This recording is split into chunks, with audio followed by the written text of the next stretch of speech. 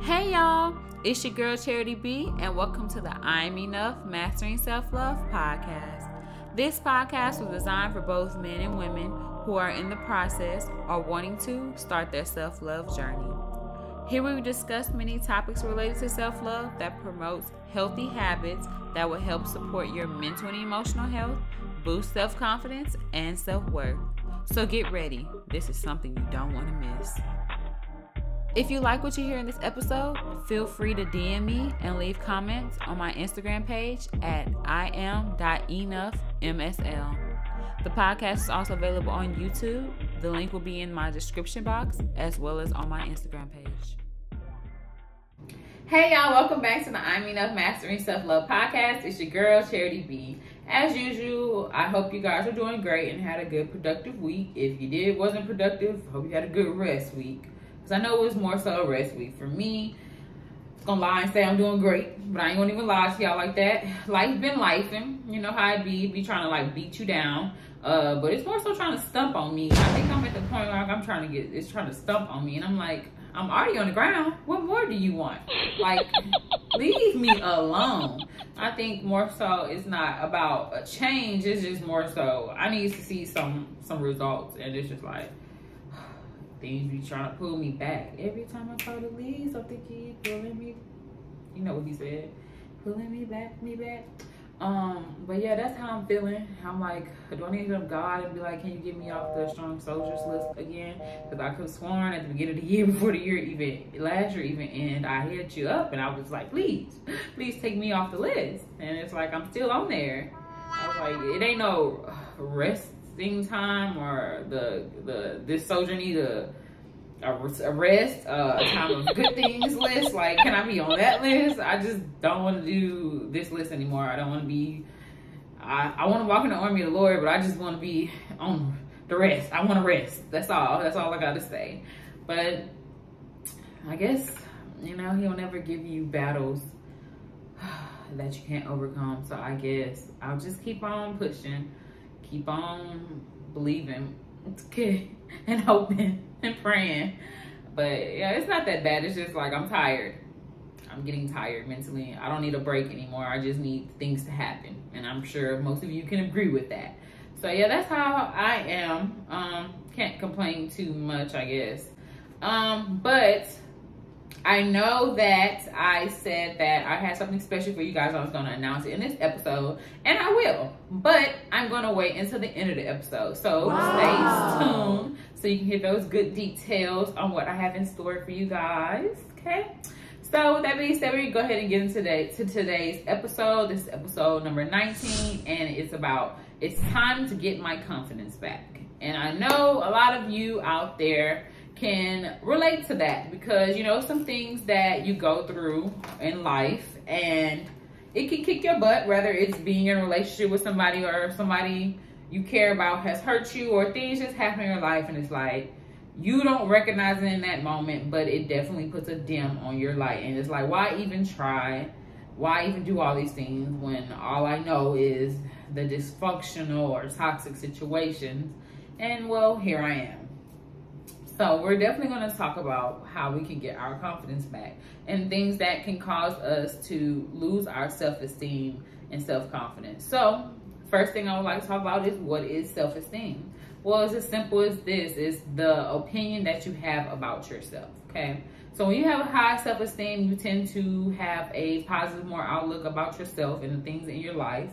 And you tend to like go after new challenges and look for something new and to better your life or your situation. When you have a low self-esteem or low confidence, you tend to just be like, I'm here. It is what it is. I'm there. And you more so have a negative outlook on your opinion about yourself and what you can do and your accomplishments or your goals. And you pretty much just, like I said, you're just here going through the days. Okay. And a lot of things can affect your self-esteem and your self-confidence. But before we get into that, is, even when you have high self-esteem, or you're a person who tends to have high self-esteem, you do have those moments where, because a lot of things going on in your life, especially women with our bodies. It's a lot of things. As we get older, we see things or we experience things hormonal that actually changes our viewpoint of our physical bodies, and it's a lot of other influences around us to make us feel less than or make us question our confidence in ourselves. And even men, it don't even have to be just women. I'm pretty sure it's some things, because women can like say some things to men and cause them to question their self-confidence and who they are as a person.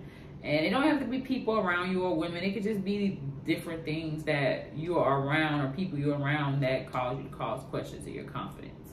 Well, now that you know what self-esteem or self-confidence is, we can talk more about how can low self-esteem affect us in our life. It could affect us in as far as like the people we choose to be around, whether it's within our intimate relationships, friendships, or even our family members. I always talk about, you attract what you are. It can also affect how you allow people to treat you and how you also treat people around you. And it can also cause you to be a perfectionist. You living up to, or even if just not being a perfectionist, you might be somebody who has to keep living up to somebody else's standards. Like they always nitpick with you and had a certain idea of what you're supposed to be and what you're supposed to do with your life. Now you're like, I have to meet up to those or their expectations instead of living up to your own expectations. It can also get as deep as creating self-doubt and fear within yourself. And at this point, you don't even trust yourself to make the right decisions, or you seek validation in other people to confirm your decisions for your life. And it can even create little things. I don't even think this is little, because a lot of people deal with this and it can be very detrimental. It can cause you to feel or have feelings of depression or anxiety, or just avoid people as a whole, or have social anxiety. I have social anxiety. I don't know why I have social anxiety, but I do. I don't really like being like in big crowds. And I don't know, it kind of developed before COVID. I had it already, but one thing about me, if I'm really interested in something and I want to get my point across, I'm not scared to talk about it. So I guess it's a hit and miss with me. But I don't know, I guess that is some type of self-esteem, confidence issues too. Like I said, people with high self-esteem or high confidence, they may look like they got it all together. And that's probably what most people think about me. But listen, I'm still human, and I have my own imperfections and my own insecurities and flaws that kind of like hunt me. So as I always tell y'all, I'm practicing too, just like y'all practicing. I'm never gonna reach the level. I might be 90% there, but I'm pretty sure there's a big 10% that I think I should work on. And that 10% to me is a big deal. And it may not be a big deal to y'all, but y'all get the picture. Well, so now that you know that it can really be detrimental to us when we have low self-esteem and we don't work on that to get a more healthier self-esteem or more higher self-esteem or self-confidence. So what shapes our self-esteem?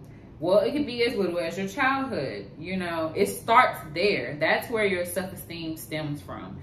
When you're younger, you grow into your personality traits and who you're going to be. It goes to say the things and the people, the things that we have seen or that we currently see. If you are a parent and you have a child, the things that they see and the people that they encounter does have an influence on how they're going to turn out.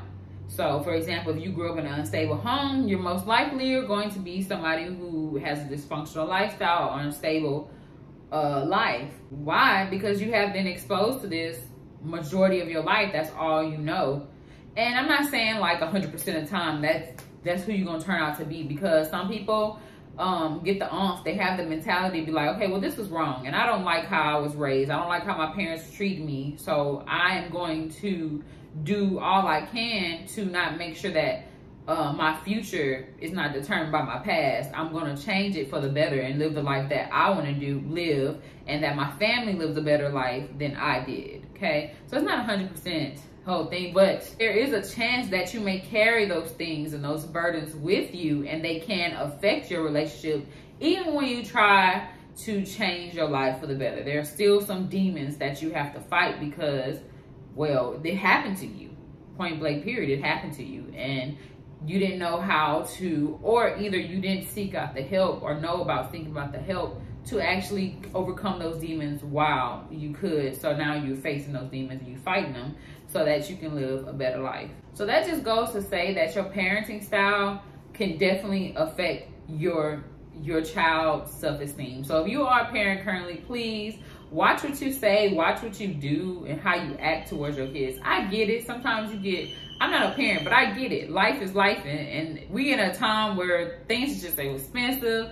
You're trying to make ends meet. You're trying to like work, and you gotta come home cook. You gotta watch your kids. You gotta parent, but at the same time, don't get too caught up in what's going on, and without knowing, you deflect on your child. Parents do the best that they can, but the most important thing that I think that to have effective parenting is to understand and know your emotions, as well as listen and understand your child's emotions. If they're upset, they're upset about something, listen to them. And because I think I experienced that too as a child. Like sometimes, I don't know, maybe that's something I deal with. You sweep my feelings on the rug. Like now, like if you sweep my feelings on the rug, it's like it's up with you. Like, you know, like I don't have no tolerance for that. If I don't feel heard, it's a problem. And I'm pretty sure that's with everybody else too. And the parent probably don't even really know that what they're doing is detrimental to that child because they feel like they're meeting their major needs. But the emotional support is just as important as their physical needs, is feeding them, bathing them, make sure they have good clothes on their back. Because if that child is emotionally damaged, they're gonna grow up and have some really messed up flaws or really messed up personality, and it ain't even worth dealing with when they're around other people, or they just not gonna live the most fulfilling life that they could live. And it's like, why even slim my child chances like that when they could have had better, and they could have had the best that I want for them. So I think it's important to understand and listen to your kids. No matter if you don't agree with what's going on, listen, you were a child too. Kids gonna be kids gonna do things, but it's important to listen to them, understand. And yeah, you can voice your opinion because that's your right. You are their parent, but at the same time, make your child feel heard. Don't make them feel like what they think or what they say doesn't matter, because that definitely can down their self-esteem and how they feel about themselves. They're not going to trust their own thoughts, and they're going to live in a life of questioning their thoughts. And as you know, that stuff molds you and sticks with you, and it just keeps on going if you don't fix it. And at that point, it didn't camouflage and got deep in you, and you didn't even know. By the time you want to deal with it, it's like, oh, how do I deal with this crap? Child, I don't even know. I'm just playing. But for real, another thing that can shape our self-esteem is our environment. And that's when you need to sit down and be like, what part of my environment makes me feel less confident and not believe in myself, or just feel like I can't make things work or not want to do better for myself? Is it your physical spaces? Because look, sometimes, like I've said many of times, your physical spaces can definitely add more clutter to your mental spaces. It's wild, but listen, it's true. And I feel like I'm in that space again. And it's like I said, we human. It happens. The clutter, you know, things start going on mentally and in your life. And you're like, I just don't have time to clean my house. Me and my best friend been on the phone for the past 2 days just going back and forth how we need to clean our house. But it's just like, I'm so tired mentally. I'm drained physically. So it's like, but when I get through recording this, y'all, I promise I'm gonna clean up my space. But that, back to what I was saying, your physical spaces, they reflect who you are. And I think personally, a good tip, if you feel like your physical space is just doing it, you may need to just pick up some clothes, or you may even need to redecorate. For me, I think it's redecorating, because I'm tired of looking at the same 4 walls and it's just not giving. So I think that I'm gonna start redecorating. You never know, when you change your scenery, it can change your thoughts, your thought process. And you might even be able to think new ideas when you change your physical spaces. And it might even be more complex. You're probably living in bad situations. You don't like the roommate you're rooming with, or you don't feel safe with them, or you're in an abusive relationship or abusive situation, or you live with your parents and they're not letting you be your own person. Because that happens too when you live with your parents. Some of them tend to not understand how to allow you to be an adult is feel like you're still a child. And it's like, okay, well, I need to go spread my wings and get my own place. And it's like, I know you love me, but I'm a grown woman, grown man, and it's just like, it's time. And I get it, that's your house. But yeah, if you don't like the fact that you feel confined and you don't feel like you're able to be free and live your adult life, then maybe it's time to relocate. And sometimes for some of us, it's our financial things. Well, now we need to sit down and be like, what we got to do to be on it, and what change do we need in our life in order to meet our financial needs, so we can be comfortable and feel like we not less than, okay? And it might not even be your living arrangements. It could be your work environment. Listen, y'all, I know y'all understand how important it is to have a good work environment. You spend majority of your time at work. You spend at least 5 days out of your week at work, okay? That's majority of your life, okay? So I wouldn't want to be nowhere where I'm upset, sad, depressed, mad, and angry. Trust me, I know personally, like, it's not okay. It's like, and like the working from home stuff is cool. I don't want to do it anymore. I personally don't, and I don't know if it's just a job, but I don't think it's just a job. I think it's time for me to go back outside. It's just the four walls. It's just not doing it for me. The four white walls. I live in an apartment, so the four white walls, like I just said, it's just not giving for me.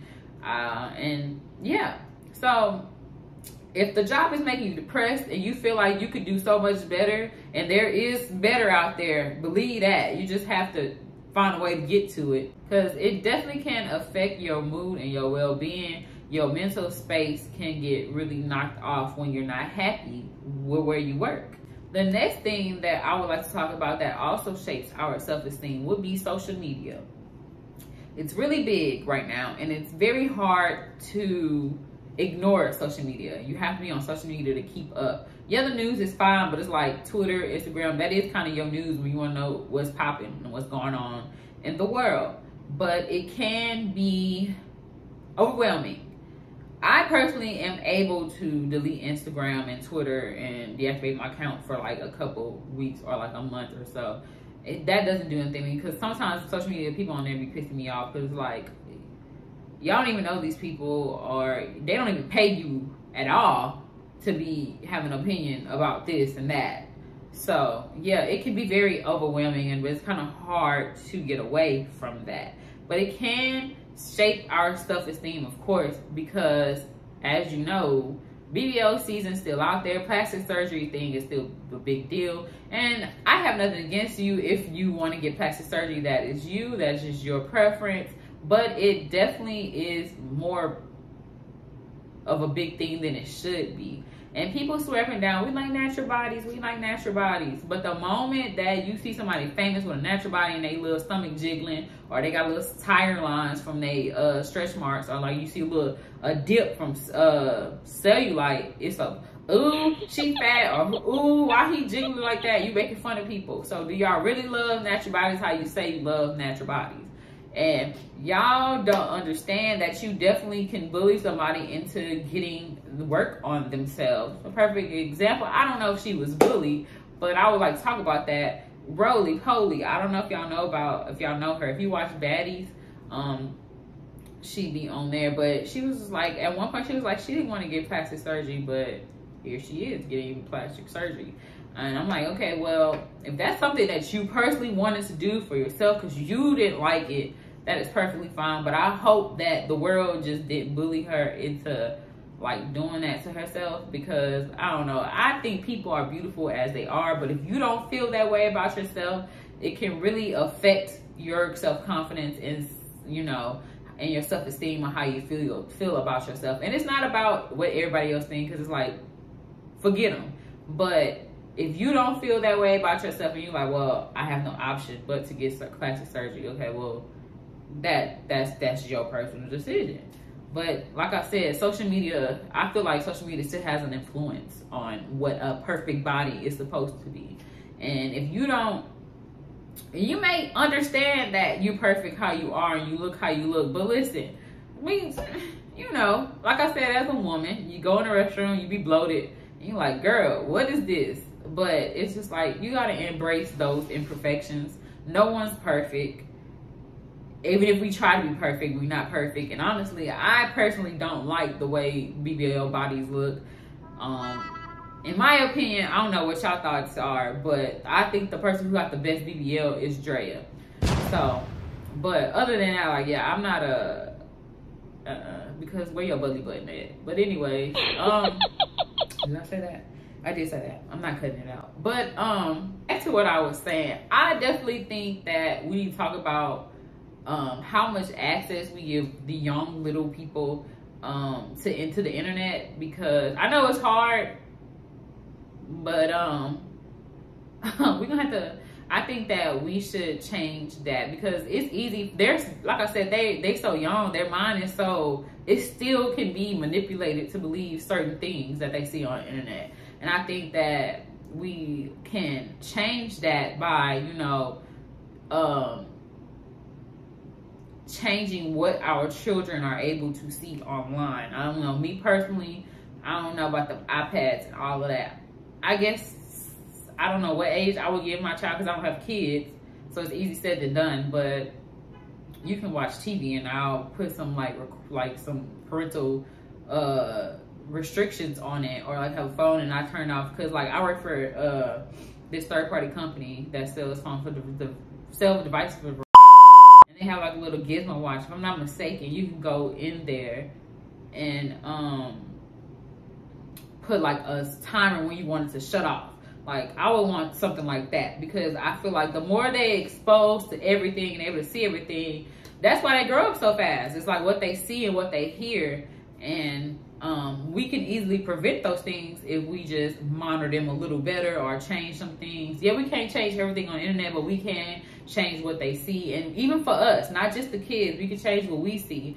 Follow more positive pages, and not less all that, those people that want to talk about what the celebrities are doing and whose style they take in and all this rah-rah stuff that don't matter, all these childish things. Yeah, it's easy for us to get sucked in. Let's be real, we human. We want to hear a little bit of drama, but sometimes it's like, oh my gosh, shut up. I don't want to hear about this anymore. And I don't know if y'all get like that, but I get like that personally. I don't want to hear about it no more. And I started deleting my social media.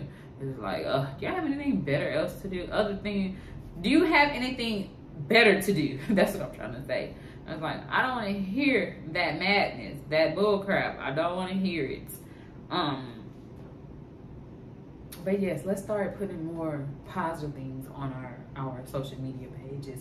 I personally started following more positive people, and it actually makes my day brighter, because I get up at 8 o'clock, like, let's be real, we all roll over. That's the first thing we do. We on the phone a little bit. So I'm trying to change that. I got back into meditating, so I got up today and I've meditated, and that's like my first I'm gonna start doing that as my first thing in the morning, besides telling God, you know, talking to God. And then I'm going to stretch. I'm going to get back into the groove, more positive things, and try to get a little away from the social media pages. And another thing, and the last thing I want to talk about that can shape our self-esteem is the people we choose to be around, are the people we all have around us. It could be your siblings, your friends, family, parents. When it comes to people, I think the biggest question is, when it comes to your self-esteem, is, are those people around you causing you to think negatively about yourself? And that can happen. There can be instances where they just say things to belittle you. And even I have to watch my mouth, because I am blunt, and I get a real friend, you know, I'm gonna tell you straightforward. But some people feelings, they got feelings. That's it. They got feelings, and you gotta watch how you talk to people. Still learning that, because I do get irritated easily, but you have to learn how to talk to people, because you care about them. So without even knowing, you can hurt somebody's self-confidence. And I know that's something that you don't want to do, because that's something I don't want to do. So like I said, watch how you come across to people or say certain things. Yeah, you want to say it because you want to tell them the truth, but the hard truth ain't always good all the time. I'm not saying like lie to them, and I'm not saying sugarcoat. I'm just saying watch how you say it. You can still say things, but in a nicer way.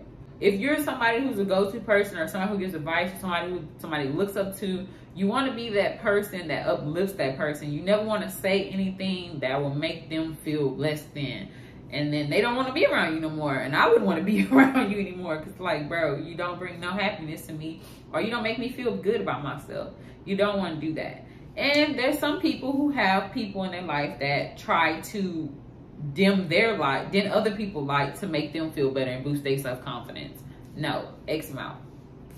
I personally would X them out. Some people love people too enough to want to do that. Because if you talking about because people do this, and your family especially, you gain a little weight, they bring it up every time. Why are we talking about this? Why are we talking about this? Why are you talking about my arms? Why are you talking about my breasts? Why are you talking about my stomach, my thighs? I'm human. I'm gonna gain weight, and there are reasons why people gain weight. Woman or a man can gain weight and not be because they eat. They probably just big bone it, like, or they got hormonal issues, or life happens. Okay, so it's like some people do that. They try to do that by talking about the way you look, or even just comparing. And one thing I can't deal with is somebody who just comparing. Like, why are you looking at my situation and yours? Like, oh, like it's little slick, sly stuff. Like, oh, you in that situation? I could never. Like, why? Why would? Okay, well, good. Kudos to you, because you would never. I'm in it now. So what? Like, what's the issue? Or like, I seen a video on Instagram. This mom, her daughter, she was pretty to me. She was a pretty girl. And she was just showing off her dress, recording. Her mom was like, you're a beautiful, you're like the most beautiful woman in the world. But besides your sister. If I find a clip. Most beautiful girl in the world, besides your sister. Thank you so much. That's so nice. You shouldn't be jealous of her. I'm not. You are almost as pretty as her. Thank you so much, Mom. That's so nice. Like, y'all. But yeah, she said that, and the daughter was like trying to ignore her mom. She was like, "Thanks, Mom," and she was like, she just kept saying things to compare her to her sister, and it was just like, it's like a half-ass compliment. You could have kept that to yourself. And people do that with intentions because they want you to, like, it's like they giving you the confidence, knowing that they can take it away. And that's like what she was doing. And it was like, if you don't get out of my face, I'm about to show you, because I'm about to tell you something. Couldn't have been me though, because yeah, my mouth is sly. I don't care who you are. If I feel like you coming for me and who I am as a person, or how I feel about myself, or trying to make me feel less than or in the dumps about anything, I'm going to come back 10 times harder. Even though God said, don't fight with your words, or don't fight at all. But listen, I'm the angel that's going to stir up the pot. I'm going to defend you and myself, okay? When I was doing my research, they were like, the best way to not handle those people is avoid them, which I can agree, because if you continue to avoid somebody and you keep going around them, but you avoid conflict with them, they're going to keep doing it. So that's not the best answer. If you're going to avoid them and avoid them as a whole, then okay, then you cut them out your life. That's different. But if you're going to keep going around, avoidance is not the best way. Based off research, they said, I guess I can agree with this. They were just like, well, the more you learn to love yourself and to understand what you're capable of and what your strengths are, when those people come around, they can't dim your life, because you know that what you bring to the table and what type of person you are. So there's no way that nobody can dim your life when you already know that you're confident and you're beautiful and you're smart and you are who you are. So I guess that's why the girl in the video didn't just be like, go off on her mama, because she was like, I know who I am. I guess I can say that. It makes sense now that I'm talking about it. Because I'm like, if it was me, I don't care. I know who I am, but it's important for you to know that too, because you're trying to play me. But I get it now.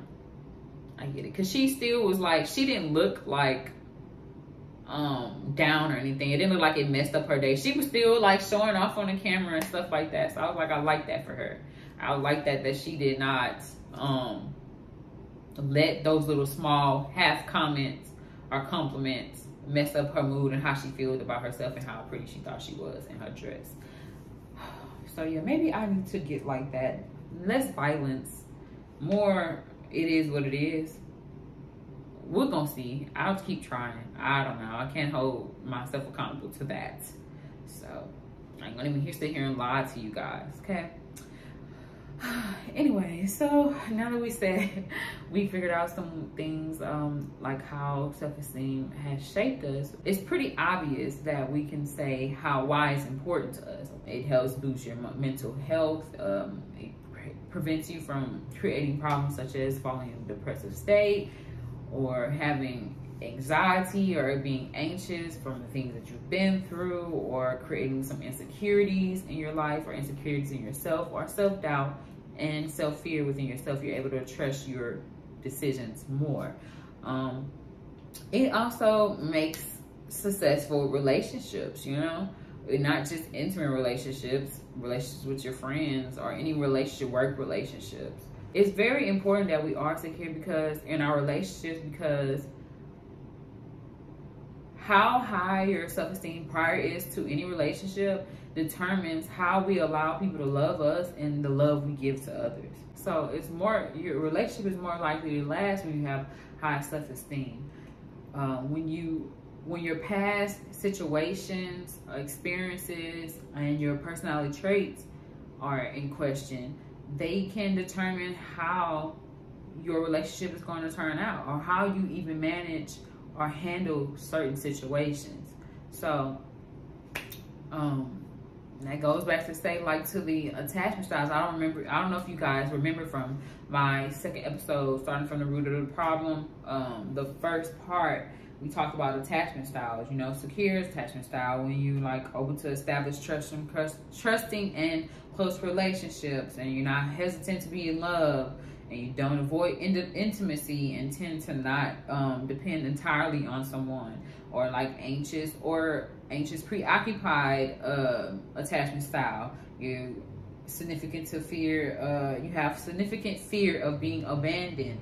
You need to be validated constantly, or feel that your partner really cares enough about you, even though they have shown you that they do care about you. Or the dismissive avoidant attachment style, fear of emotional intimacy, which might lead you to avoid getting closer to others, or just trust their significant others, as a result often to being emotionally unavailable, not unstable, sorry. As a result, it's often being emotionally unavailable. And also the fearful avoidant attachment style. You crave attention and love from your significant other, but at the same time avoid emotional intimacy. And you need to feel loved and attended to, but usually avoid developing close romantic relationships. It's like, oh, I want a relationship, not really. I want to be with you, but not really. I don't know if y'all seen Sisters. I feel like Danny is a perfect example of fearful avoidant to me. She might be a mixture of something else, but yeah, that's the perfect example of fearful avoidant attachment style. So if you're listening and you're like, well, I can relate to some of this, or you just probably can't relate right now but still need some to boost your self-confidence or your self-esteem, we're going to talk about some healthy ways that we can do that, okay? I need a bell. Ring-a-ding-a-ding-a-ding. It is let's check inventory time, okay? What is affecting your mood? There are a series of questions that you need to ask, because we always do inventory check. I love inventory check. You need to check in with yourself, because how do you know what to fix if you don't know what the issue is? So now we need to figure out what's going on in our lives, okay? So some questions that you can ask yourself is, what situations are making me feel unconfident, insecure, and bring up negative feelings? What things trigger me? What are my triggers?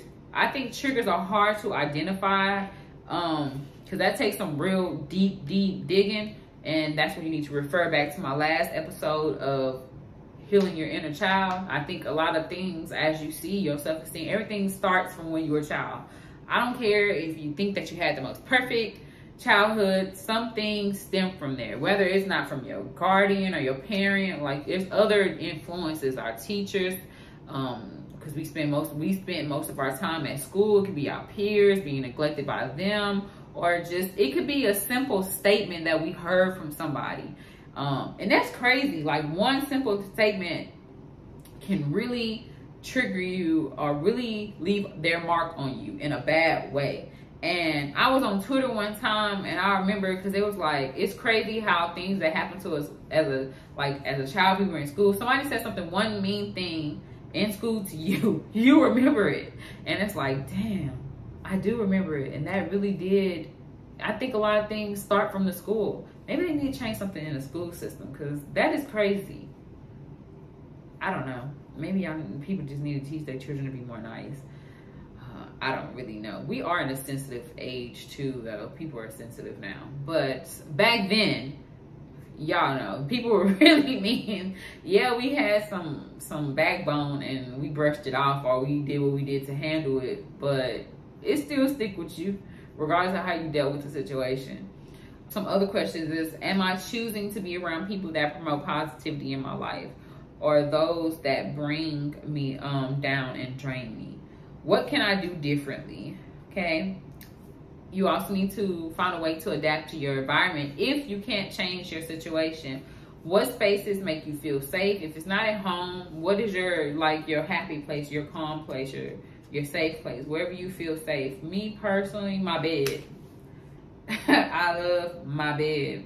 Some people like the gym. Another question you can ask yourself is, do I have a positive attachment style?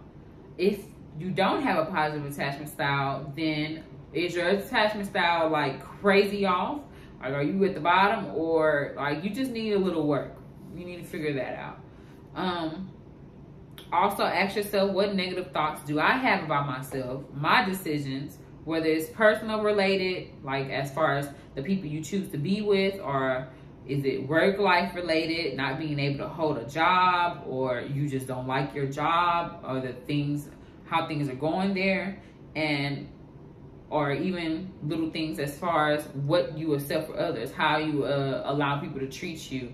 Do you let them just walk over you and use you and abuse you, or you get to a point where like you know how to put your foot down, or even you just love caring about people and you don't know how to?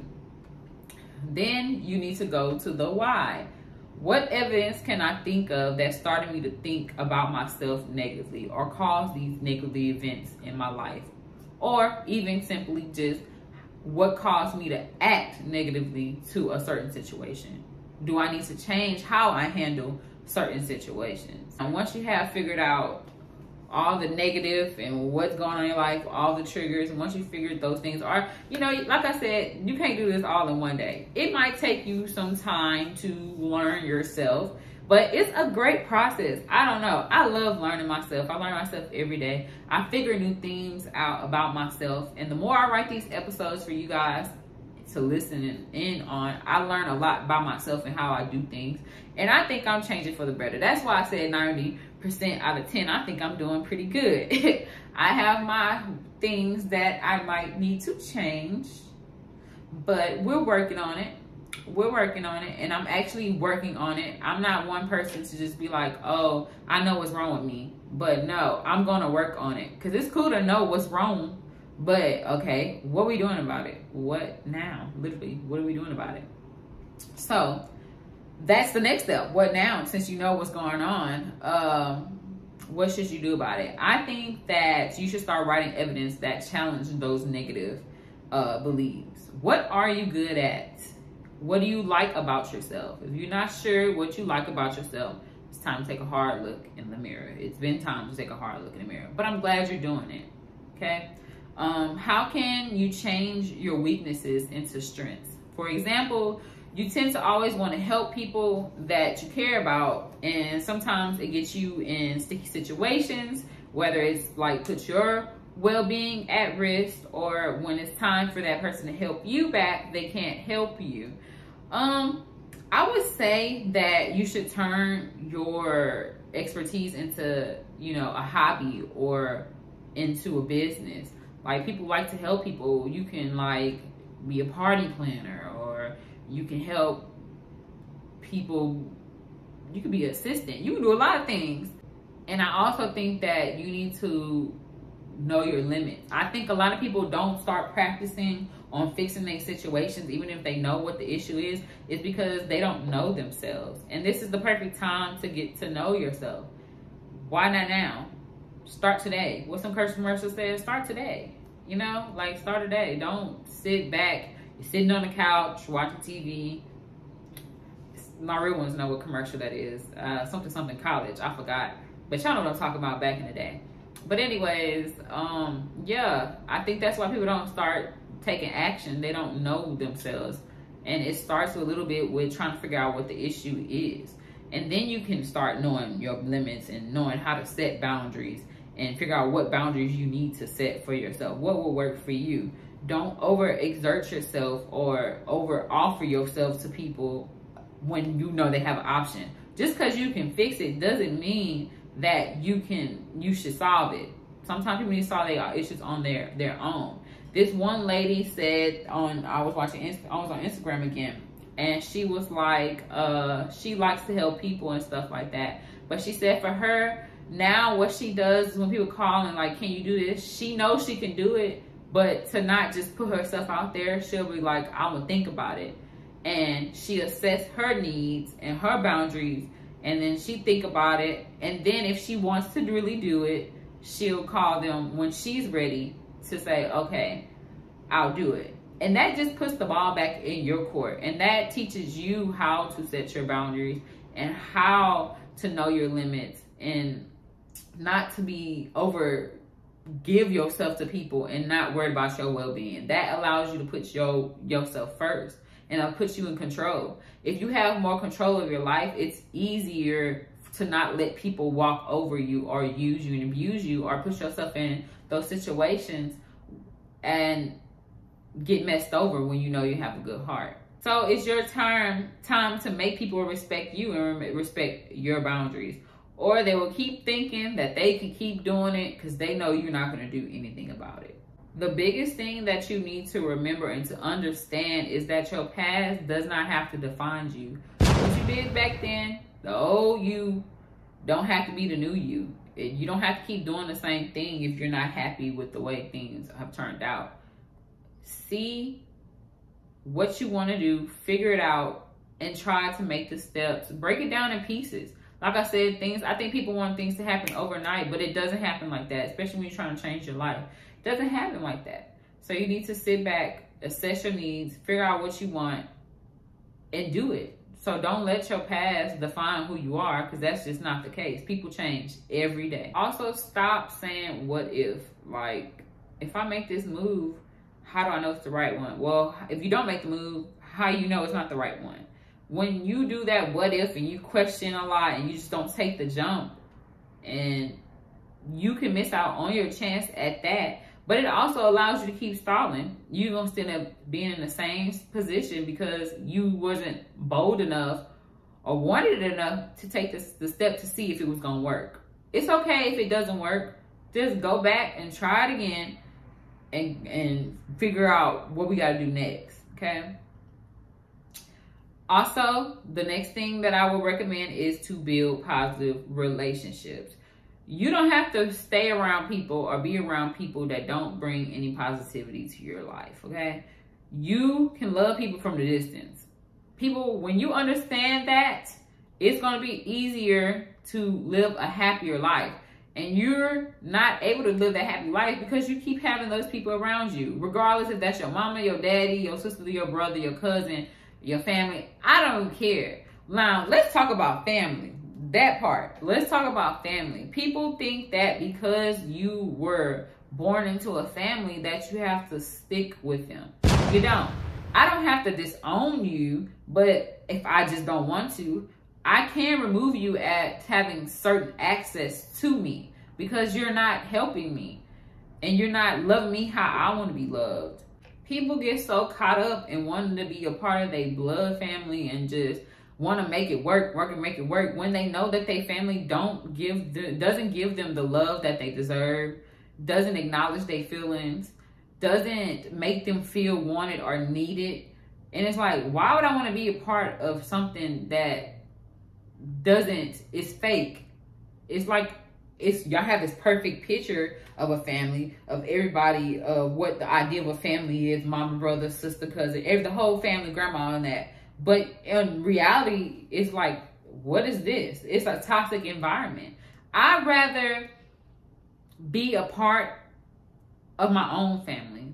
Y'all so caught up in the fact that you want to be loved by your biological family, and there's other people out there that treat you better than your family, and they really are your family. That's your family. Blood don't make you family. You realize, bro, once you get to the idea that there's somebody out there that love you how you want to be loved, they give you everything you want and you need, but you so attached to the bio family because you was born into it. Make your own family, okay? And like I said, you don't have to cut people off totally just because, I get it. You want to have a family like everybody else, but oh well. It is what it is, okay? I'd rather be happy than to have this unwanted person in my life. And I'm not saying, like I said, because some people got parents who just not parents, but they love their parents to death. And I get it, because it's like, that's my mama, that's my dad, they brought me into this world. But I can keep you at a distance and still love you the same. And there's nothing wrong with that. I'm here to tell you there's nothing wrong with that. You can't express yourself to that person and let them know how you feel, or even if you express yourself to that person and they kind of like brush under the rug, okay, well that's your proof right there that you need to take a step back and we need to keep them at a different distance. And the last advice that I would give is to give yourself challenges. It could be as small as, I'm going to go out and do something I've never done before, whether it's skydiving or getting on scooters, or I don't know, it could be riding a bull, riding horses. Just challenge yourself, see what you can do. And when you know that you're capable of doing just small little tasks like that, you're like, dang, I really am capable to do whatever I put my mind to, as long as I'm determined to do it. If you're determined enough and you want it enough, you can do it. You just got to believe in yourself. I can say it all day. Other people can say it all day. But if you don't believe you can do it and you don't take the steps to do it and you really don't want it, whether it's relationship-wise, with yourself, work environment, you really want it. I don't think you really want it. It's like, yeah, I hear what you're saying. But do you really? Do it. Do it for yourself. If you don't do it for nobody else, do it for yourself. Don't let minor setbacks control your life. Life happens. Things happen. Things are not going to go your way. Because if things went our way, we all be in a happy place. We all be better. We all be the same. But would life be that fun if we didn't have trials and tribulations? We just got what we want. We'll probably run through everything and it'll be pure chaos in the world. We were just all so happy and got everything we want. Because at the end of the day, just because we got everything we want doesn't mean that how we handle things and our personality traits and the trauma we go through and triggers and all that don't exist. You still will have those things and you'll probably still fumble the bag and find a way to fall back in or fall into a place where you're not happy. So this is why we don't have everything. It would be nice if we had everything, but we probably still would fumble it if we wasn't ready for it, because you still are the same person that you are. So don't sell yourself short. Challenge yourself. Do what's best for you. Stop trying to live up to other people's expectations. You're going to make yourself miserable. Stop trying to be around people and try to make sure that people in your life, so just because you love them and care for them. Stop trying to live for other people. Live for yourself. It's okay to care about people. It's okay to want to love people. It's okay to do those things. But at the cost of your happiness, it's not even worth it. I don't know. I already have enough problems in my life. I don't need to add on somebody else's problems and what they're going through because they're not confident in themselves and they treat me like poo just so that I can keep them around because I love them. So put yourself first and take your self-confidence back, because it is time to take your self-confidence back. Okay? Well, that's all I have for the episode today. So now we can get into the important stuff since we got all the content out the way. So I did say I was going to tell you guys about my special gift to you guys. So I'm gonna do a 1-year giveaway. Yay! Snap, snap, snap. Cue applause. Yeah, so I was so excited about us making this year and all the support and people that followed the podcast and listen in. So I decided to do a 1-year giveaway, which is going to start on Sunday, July 23rd. I'm going to start it that day because one of the items is still getting made, and I want to make sure that y'all are able to see what you're going to get. For those who watch my YouTube, you get to see some of the stuff now, but, well, just a couple, not that many. But, yeah, so enough of my rambling. But you'll be the first person to get some of the I'm Enough merch. You get your own, very own personal I'm Enough journal. I was pretty happy about making this. As you see, I'm smiling really hard. Isn't it cute? So if you don't have a journal and you start journaling, this is gonna be for you. It has a little cute little thing, some inspiration on the back by yours truly, Charity B. And you also get an I'm Enough pen to go with your journal. And I'm gonna give you an I'm Enough shirt. So your own very special shirt. So I hope you guys are excited about that. I would, because if you don't want it, I'm gonna keep the journal. I'm just kidding. No, I'm serious. Sunday on July 23rd, please look out for the post. I'm gonna post it. The giveaway is gonna last a week. On the post, it'll tell you how you can qualify for the giveaway, how you can enter the giveaway, and yeah, it will last for the week. It will end on Sunday the 30th, and then we'll go into talk about how I will announce the winner. I decided to tell you now because I know I release my podcast every 2 weeks, so it's like, let me tell you guys now so y'all can prepare yourselves. So I hope you guys look forward to that and continue to support the podcast. I forgot to mention this earlier, but I'm gonna go ahead and do it now. So don't forget to like, comment, subscribe, and turn on your post notifications, as well as follow my Instagram page at IAM.ENOUGHMSL. I hope you have been accessing my website as well. If you are somebody that don't want to get redirect to the link or go through all that on my bio, you can click the link for my website and you can see all the episodes, and you can just run it back as many times as you would like. So I also leave that in the description box, as well as the link for my YouTube channel. And don't forget to share. Like I always say, share the podcast with your grandpappy, your grandma, your uncle, cousins, nieces, nephews, all of them. Grandpappy, did I say that? Grandpappy again then, grandma, all of them. Because we all need to learn how to love ourselves on a deeper level. And I hope you enjoyed this episode. And I'll see you guys next time. Bye.